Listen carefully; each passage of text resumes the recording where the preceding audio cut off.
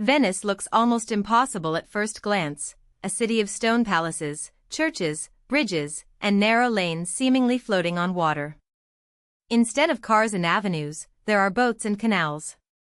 Instead of a single solid foundation, the historic city is spread across a cluster of islands inside a shallow lagoon. For centuries, Venice has been called the City of Water, the Floating City, the City of Bridges, and the Queen of the Adriatic.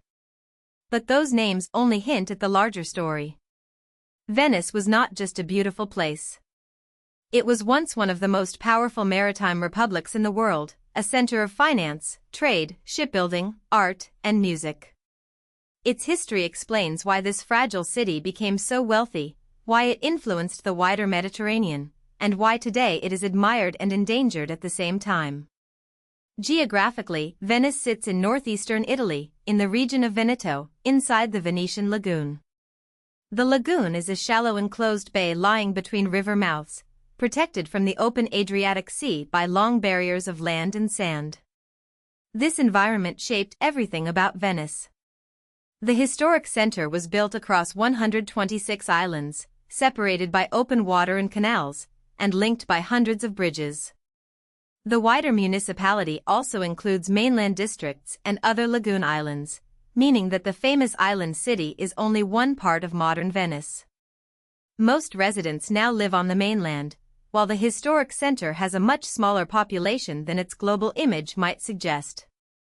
This difference matters because Venice is both a living city and a symbolic city, one with neighborhoods, residents, and public services, but also one that millions of visitors imagine as a timeless museum rising from the water. The name Venice is linked to the ancient Veneti, a people who inhabited the region long before the medieval city became famous. The lagoon offered a rare kind of protection. Marshes, shifting channels, and shallow waters could be difficult for invading armies to cross, while local people who understood the waterways could move through them more easily. Over time, settlements in the lagoon developed into a political and commercial community with strong ties to the sea. Venice did not grow like many inland European cities, around farmland, castles, or crossroads. Its natural highway was water. Its safety, food supply, economy, and identity depended on navigation. That unusual beginning helped produce a society skilled at diplomacy, trade, and maritime organization. Venice learned early that survival required mastering the lagoon and connecting it to wider sea routes. From 810 to 1797, Venice served as the capital of the Republic of Venice, a state that lasted for almost a millennium. That is an extraordinary span of political continuity. During the Middle Ages and Renaissance, the Republic became a major maritime and financial power. Its rulers and merchant families built influence not by controlling vast inland kingdoms, but by dominating sea lanes, ports, islands, and commercial networks. Venice connected Europe with the eastern Mediterranean and beyond, moving goods such as silk, grain, and spices. These products were not just luxuries, they were the foundation of international trade and political influence. A ship arriving with valuable cargo could transform fortunes. A fleet protecting trade routes could shape diplomacy. Venice's power came from turning geography into strategy. The lagoon defended the city, while the Adriatic opened the world. One of the reasons Venice became so wealthy was its role as an early international financial center. Long before modern global banking, Venice developed systems of credit, contracts, exchange, and commercial administration that helped merchants do business across long distances. Trade across the Mediterranean required trust, paperwork, accounting, and risk management. Ships could sink, wars could interrupt routes, and prices could change dramatically between ports. Venetian merchants and institutions became skilled at managing this uncertainty. By the 14th century, Venice had reached a peak of prominence as a financial and commercial hub. Wealth from trade did not simply disappear into private homes. It funded public buildings, churches, fleets, artworks, ceremonies, and the political machinery of the Republic. Venice's beauty, in other words, was closely tied to its business model. At the heart of Venetian power was the Venetian arsenal, a vast shipbuilding complex that became the base of the Republic's naval strength. Some historians describe it as the first factory in history because of the way it organized large-scale production. Building ships was not only a craft, it was a strategic necessity. Venice needed merchant vessels for trade and warships for protection. The arsenal brought together workers, materials, storage, design, and administration in a concentrated system. This helped Venice produce and maintain fleets at a scale that supported its ambitions. Naval strength allowed the Republic to defend its routes, participate in conflicts such as the Crusades and the Battle of Lepanto, and hold territories along the Adriatic Sea. The arsenal shows that Venice was not just picturesque. It was also industrial, disciplined, and militarily serious. For centuries, Venice controlled territories along the Adriatic and held influence across parts of the Italian peninsula and the eastern Mediterranean. These possessions were important for trade, defense, and prestige. Ports and islands helped secure sea lanes and gave Venetian ships places to stop, resupply, and conduct business.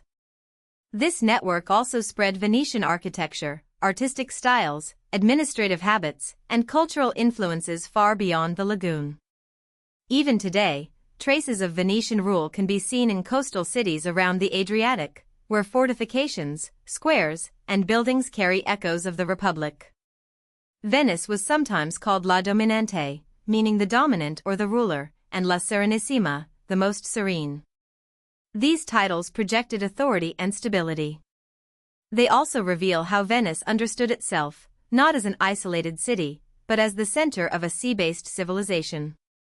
Venice's political and commercial success helped make it a major center of art and culture, especially from the 13th through the 17th centuries. Wealthy patrons, religious institutions, and state ceremonies created demand for painting, architecture, sculpture, music, and decoration. The city's visual identity became unmistakable, grand facades reflected in canals, domes, and bell towers rising over the lagoon, and interiors filled with color, gold, and dramatic light.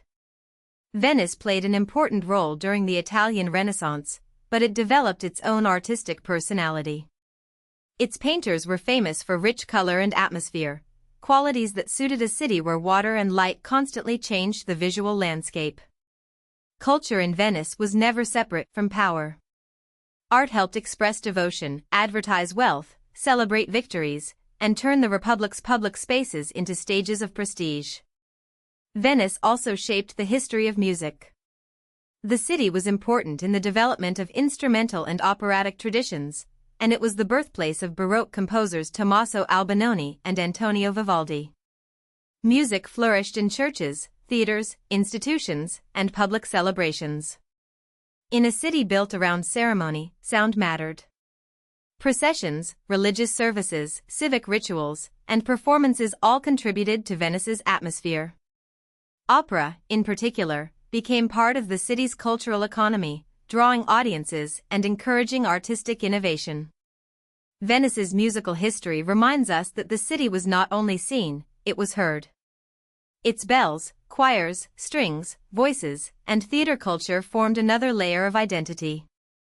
Like its canals and palaces, its music helped make Venice one of Europe's great cultural capitals.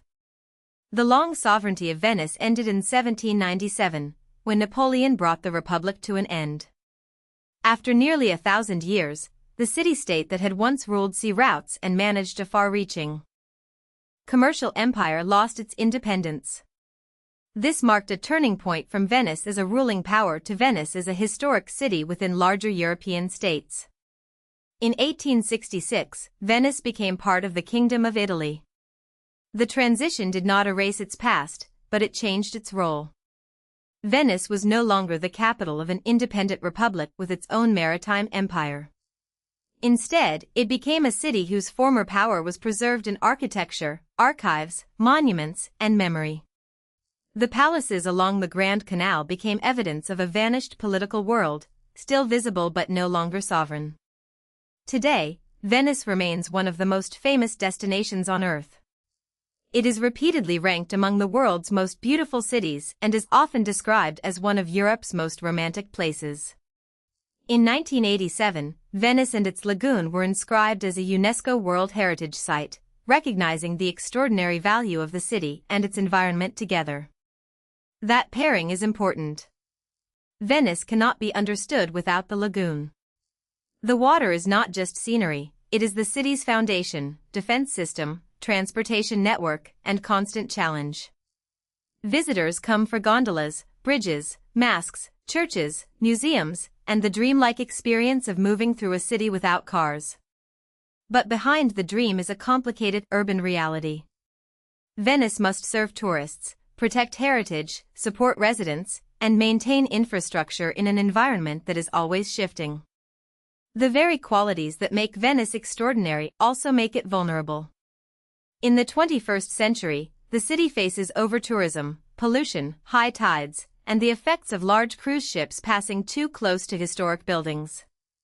Tide peaks threaten streets, squares, and ground floors. Pollution and heavy traffic can damage the lagoon environment. Over-tourism strains daily life, pushing up costs and making it harder for residents to remain in the historic center. As the resident population of the island city declines, Venice risks becoming more like a stage set than a functioning community. Because the city and lagoon are under constant threat, its UNESCO status has been repeatedly scrutinized. Protecting Venice is not simply about saving beautiful buildings. It is about preserving a rare relationship between human engineering, water, history, and living culture. Venice endures because it is more than a postcard. It is a lesson in adaptation. A community turned islands and marshes into a capital. Merchants turned water routes into wealth. Shipbuilders turned organization into naval power. Artists and musicians turned prosperity into cultural brilliance. Yet the same city now shows the limits of beauty under pressure. Venice asks a modern question: how do we protect a place loved by the world without overwhelming it? Its story stretches from the ancient vanity to global tourism, from medieval trade to climate and conservation challenges. The floating city survived for centuries by understanding water. Its future may depend on whether the modern world can learn to respect that balance again. If you found this helpful, please like this video and subscribe for more explainers.